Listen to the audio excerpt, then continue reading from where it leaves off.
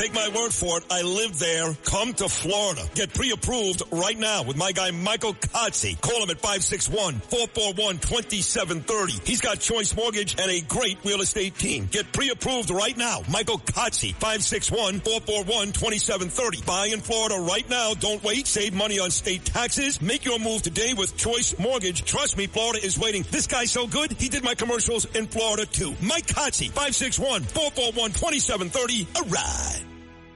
The Dominic Carter Show on the Red Apple Podcast Network. The three Democrat amigos. All right, that's the politically correct term. I'm going to say Dominic Carter style. The Three Stooges, that's what they are.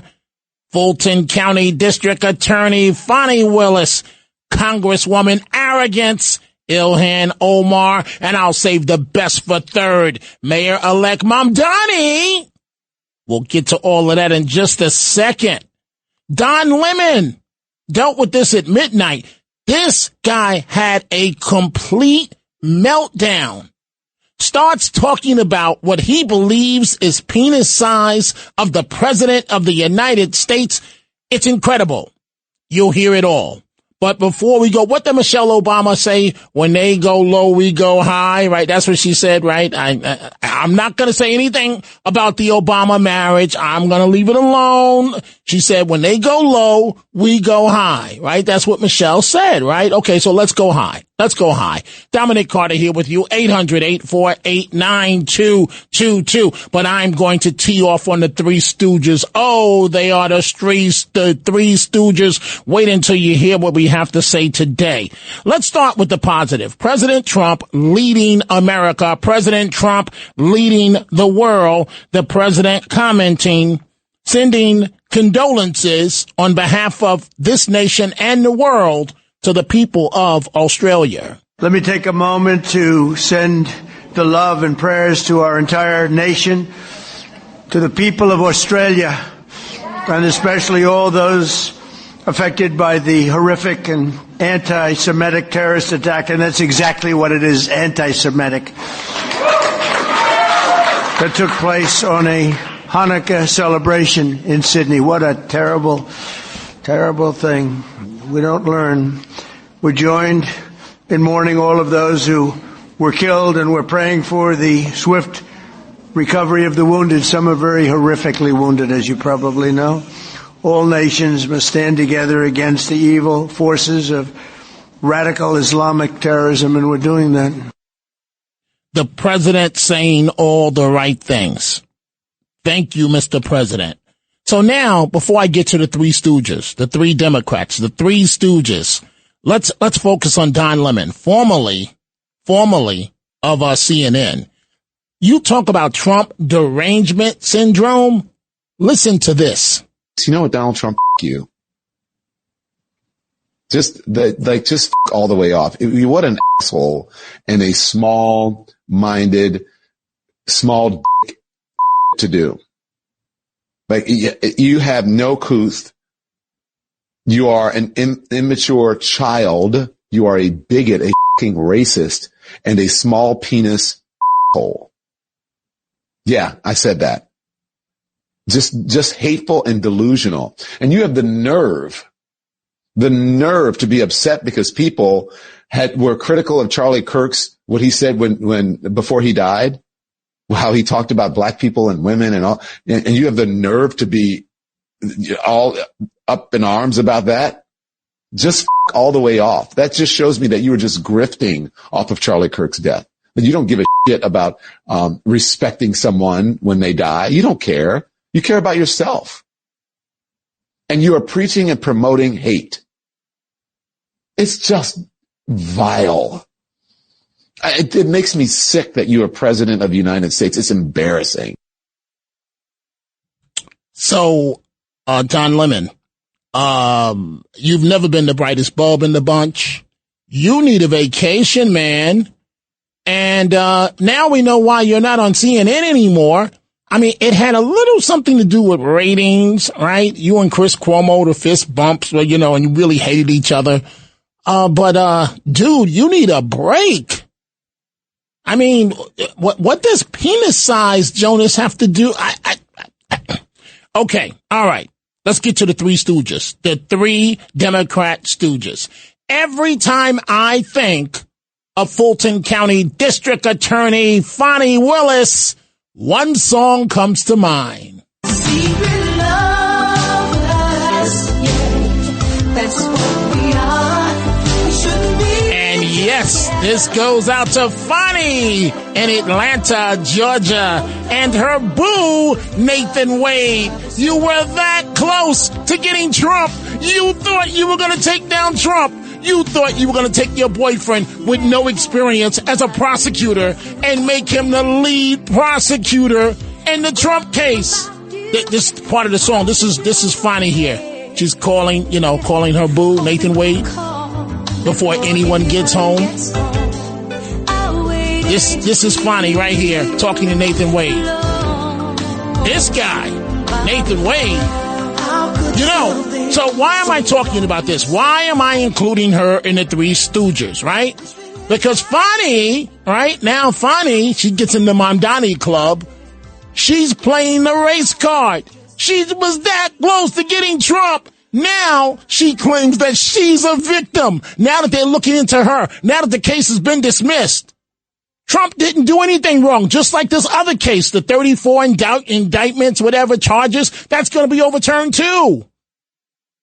I'm not even going to get into the other stuff, all right? But about the dressing room and so on, and I call her but I'm not getting into that today. I'm not going to do it. But I want you to listen to, I guess, when all else fails, pull out that race card. Listen to the district attorney on the ropes.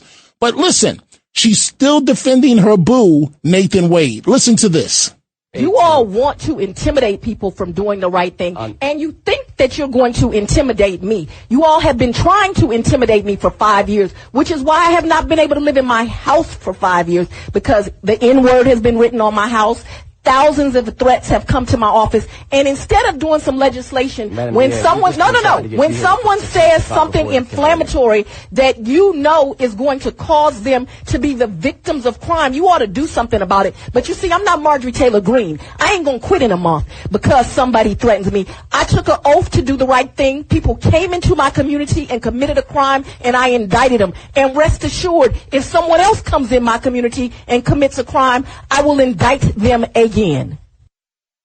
Oh, Fonnie. So, she's playing a race card. She thought she was going to take down Trump. Remember the despicable acts? They had the former president of the United States fingerprinted and mugshot. And look at you now, Fonnie. What does it feel like to be on the ropes? The hunter has become the hunted. And good for you. Couldn't happen to a nicer person, to you and your boo, Nathan Wade. Let's go ahead and open up the phone lines. 800-848-9222. The second of the Three Stooges, the Democrats. Congresswoman Privilege, Ilhan Omar. Congresswoman Arrogance. That's her. Turns out she may have lied when she said Ice Baby pulled over her son. The Department of Homeland Security says, and I'm quoting them, ICE has absolutely zero record of its officers or agents pulling over Congresswoman Omar's son, and have accused you of seeking to, quote, demonize ICE as part of a PR stunt, their words. What do you say to that? Well, if ICE is saying that they have documentation of every single person that they have pulled over in Minneapolis, we would love to see that record, because we've certainly, myself and the governor, have been asking them to share information with us on the ways in which they have interacted with Minnesotans, and they have not been able to provide a single information. So it is amazing that they're able to put out this statement saying definitely that they did not pull my son over when they haven't been able to answer anything else. And ICE has been known to lie when it comes to their enforcement. So let me stop for a second, because I've had it with this nonsense, right? So when I was based out of City Hall, I was known as the Bulldog, right? And it was unfair to Mayor Giuliani, because I would come at him every day trying to rip his lungs out, literally. And this was the relationship we had. But Giuliani was he was a straight up man. He was a leader's leader. He didn't say, like that clown in Chicago, I don't want to talk to Dominic because he's a black reporter. The mayor of Chicago literally said that about white reporters, that he didn't want white reporters to ask him certain questions. Giuliani took it like a man each and every day. And we went toe to toe. So here's some advice to my friends that are part of the Fourth Estate in Minnesota. It's real simple with Ilhan Omar. Stop kissing her ass. It's as simple as that. Madam Congresswoman, I'm helping you. Here's the question. Madam Congresswoman, you're talking all over the issue, but you're not answering it. Yes or no? Have you ever married your brother? It's simple. Why won't you ask the question? You're letting her double talk. She's talking about anything and everything, but she's not answering the question. Make the lady answer the question. I know it's embarrassing. I know she doesn't want to talk about it, but I didn't marry my brother or sister. So, you got to ask the question. Stop being so afraid of her. She's a public official. I know she intimidates you. But if you're going to be in this game covering politics, you've got to be almost like kamikaze style. That was my style as a political reporter, because there were days when people would say to me, Dominic, I don't know, the mayor or mayors may come after you. And they did. They did. But you got a job to do. Madam Congresswoman, please, for the public record, I'm giving you the exact question. For the public record, did you or did you not marry your brother? Can you please enlighten the public so that we know? Well, no. Congresswoman, please, you can give me any explanation you want to, but please answer my question. That's all you have to do. Yes, she won't like you, but you got a job to do. So now I save the third Three Stooges, the most famous one here. Mom Donnie saved him for last.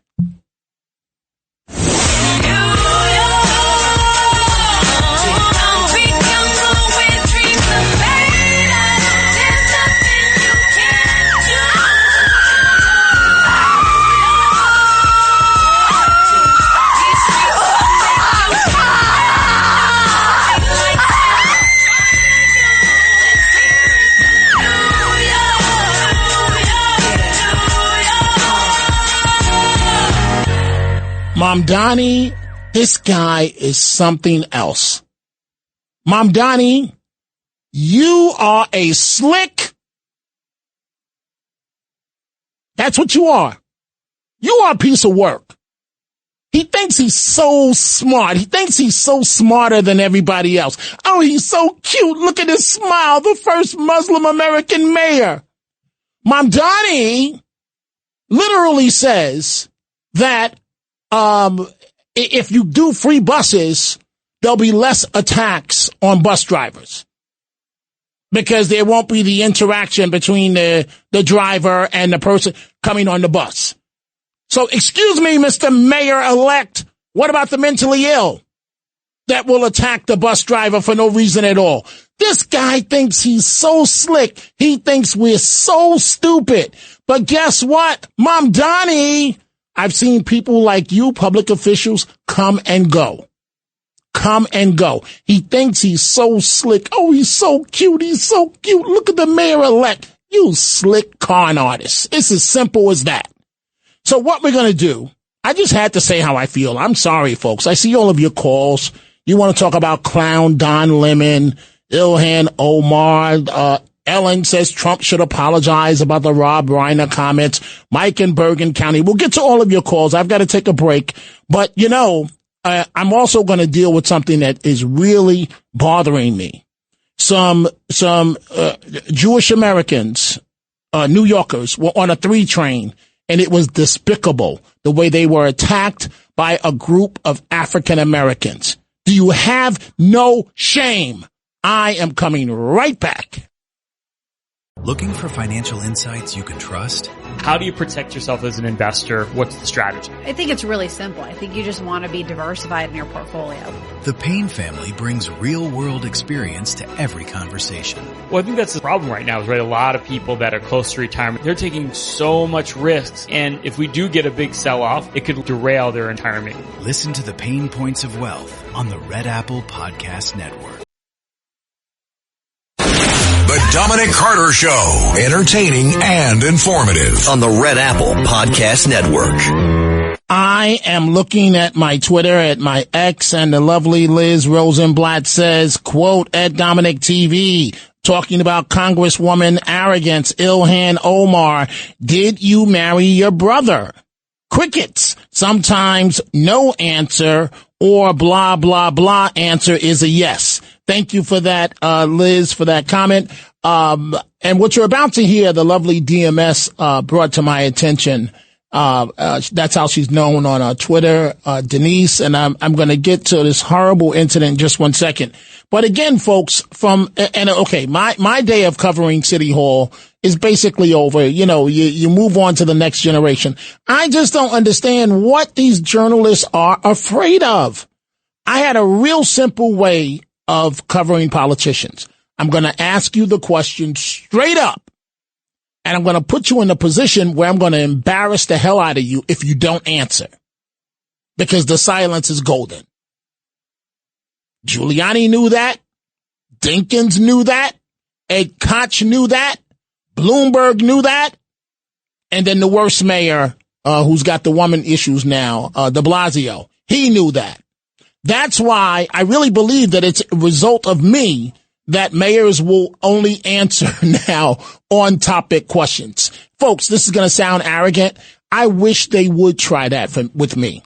Oh, no. The president. Oh, no. The mayor is only going to answer questions, Dominic, on housing. Oh, no, because we're going to stop this news conference right now, because I'm going to get so loud. Ask any of those mayors I just mentioned. I'm going to get so loud and so embarrassing that the mayor's going to say, just let him ask his question. And then me and Rudy would go toe to toe. But I have a lot of respect for Giuliani, because he was a man's man and he led this city when it needed to be led. He did what needed to be done. One day he offended me, right? I asked him some off the wall question, and he said, let's start with the fact, Dominic, that black people are alive and I was like, oh. And then I thought about what he said. I was like, that's deep. He's telling the truth. Because of his tough love, he's keeping people alive in urban areas. Rudy Giuliani is a great man. There's nothing you can do to take away from him what he did. But this, in terms of leading this city in a great direction. So, and he didn't deserve half of the nonsense that came his way. The incident on the number 3 train. I'm worried, especially with Mom Donnie coming in. And they just started the music, which means that I'm going to have to save this until when we come back. But an attack on Jewish New Yorkers that was despicable by a group of African Americans. Oh, we're going to break that down. It is very disturbing. It's coming up in just a few minutes.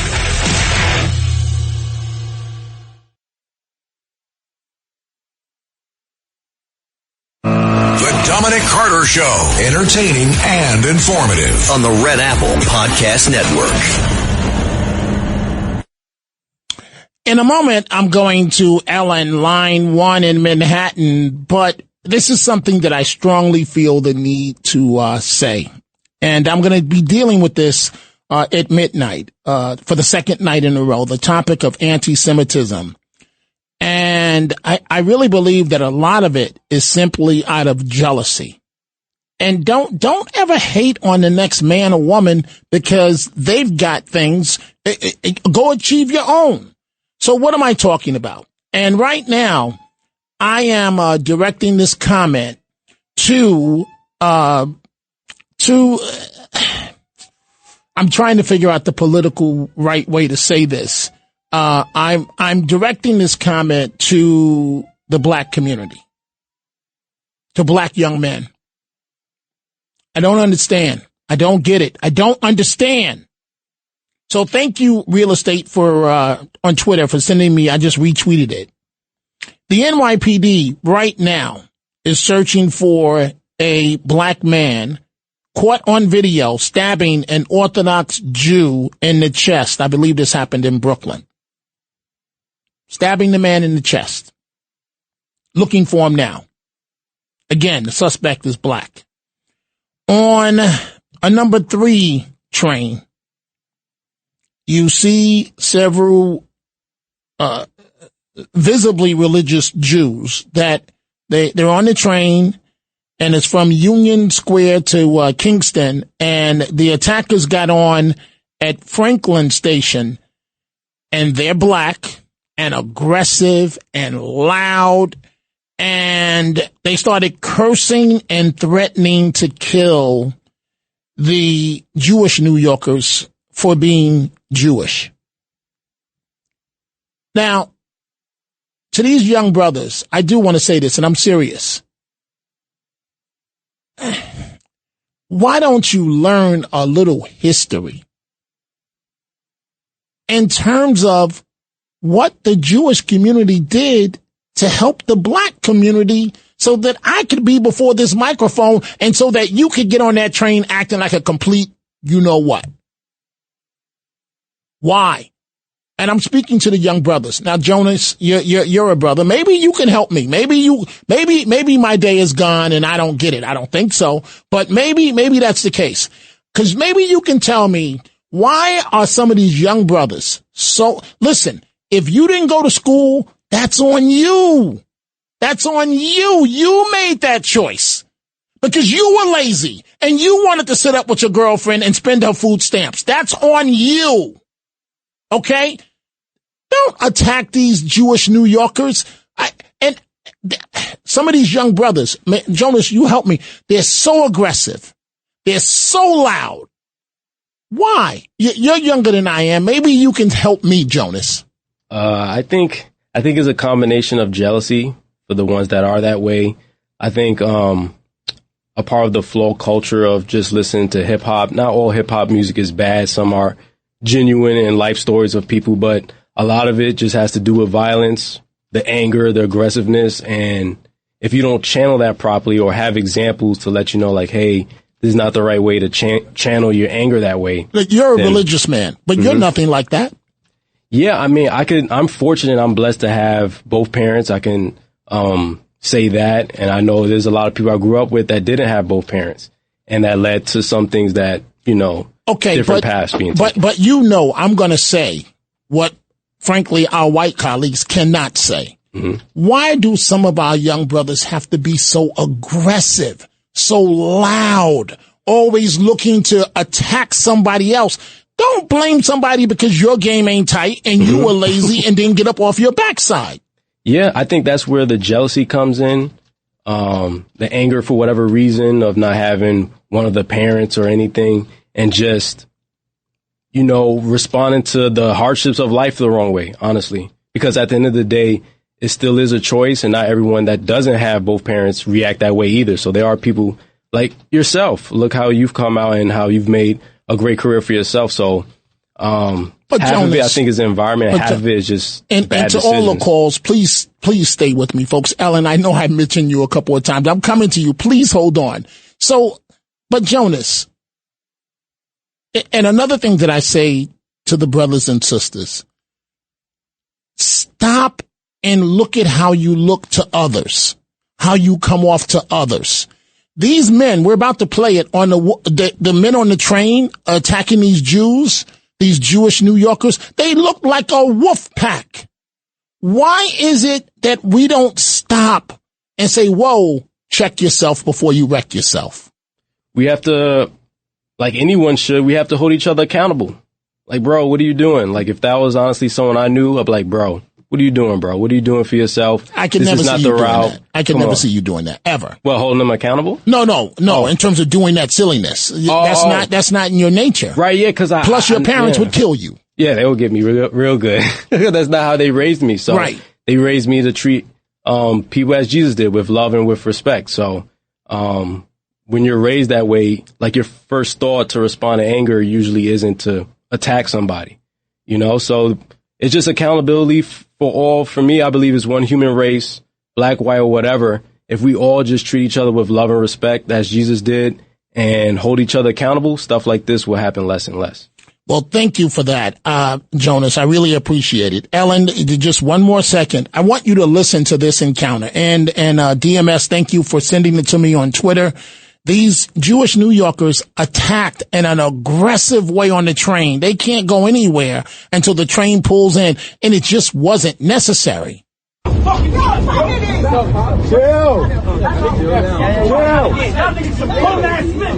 Teach this little nigga lesson. Be a problem. Touch me, bro. What the fuck you doing? Yo, chill.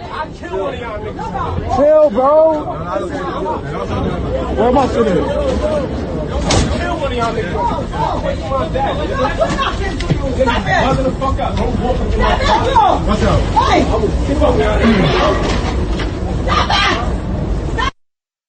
So we had to obviously dump out of several parts of that.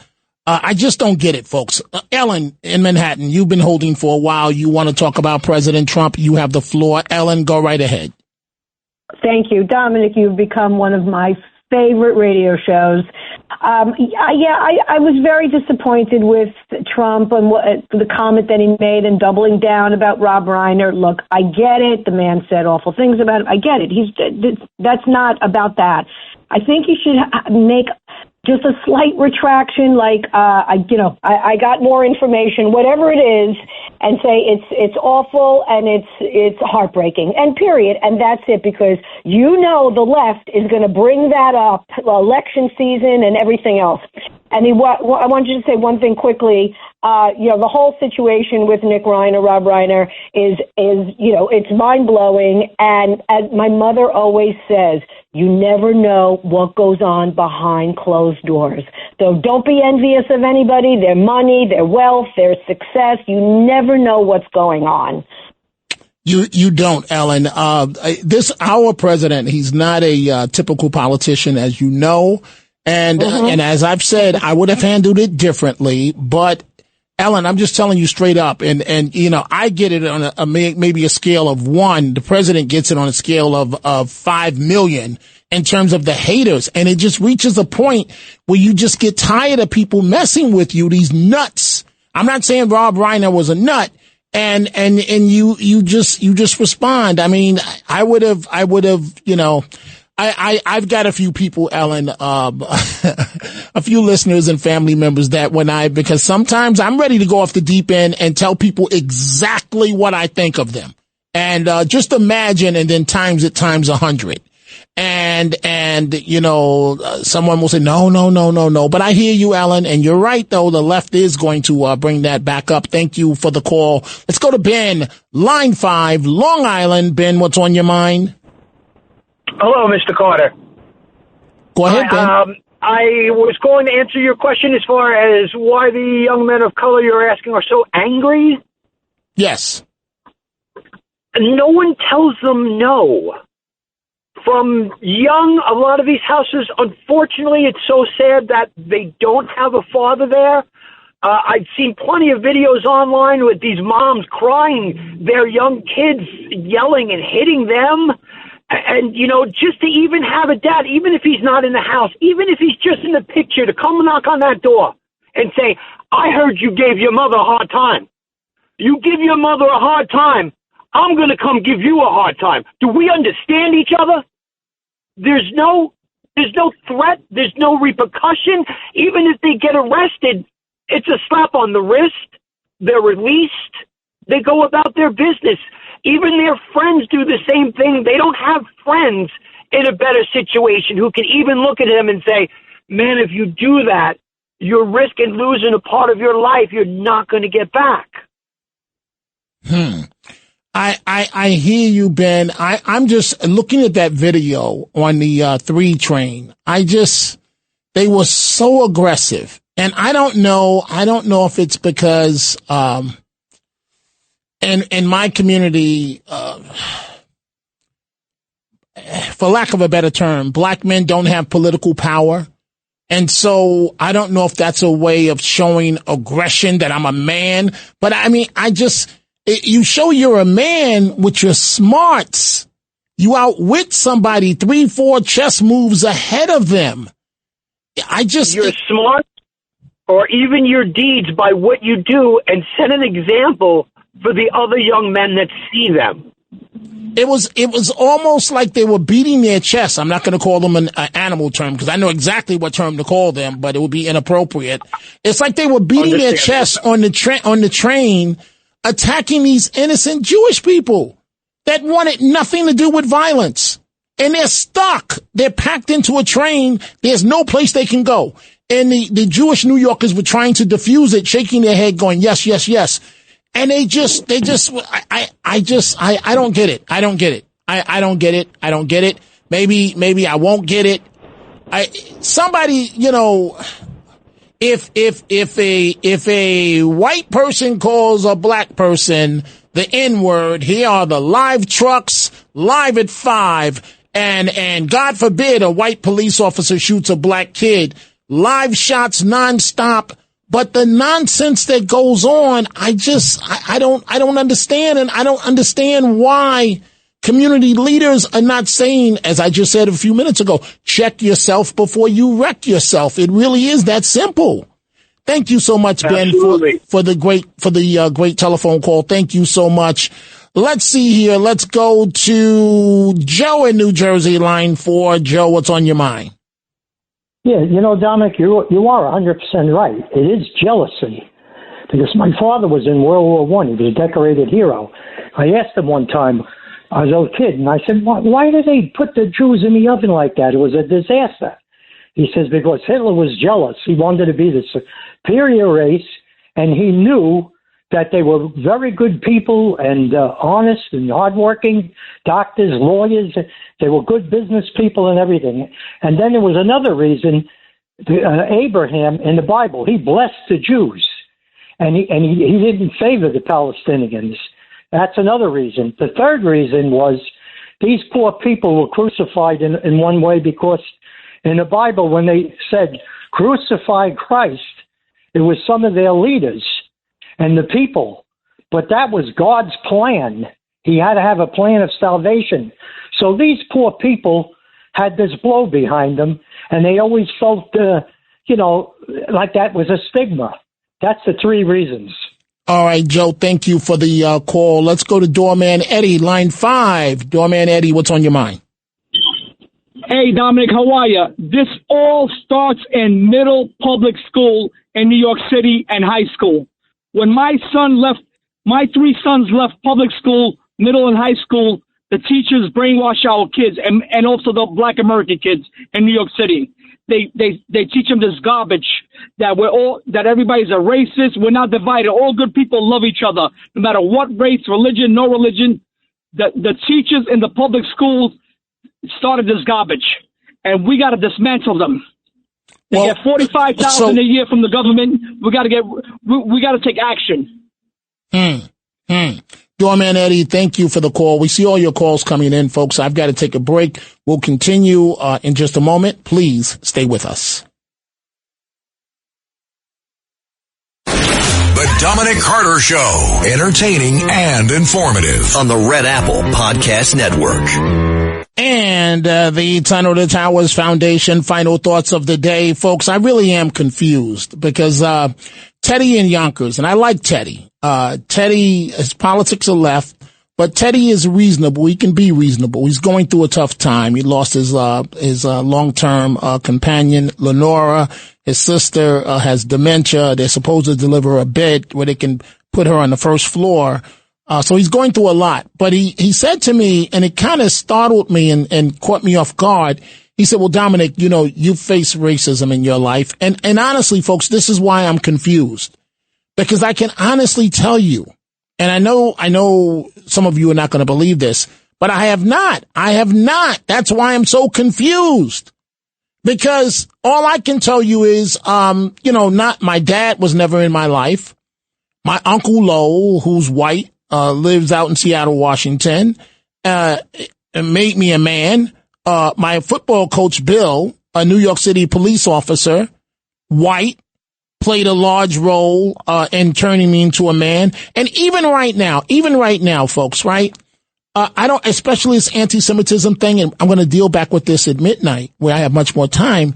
I don't get it because even right now, right, 3 women that happen to be Jewish and are listeners of this show, Liz in Florida, Sherry, the retired police officer, Sandra in New Jersey. These women are accommodating. They're trying to keep me healthy. They recommend things.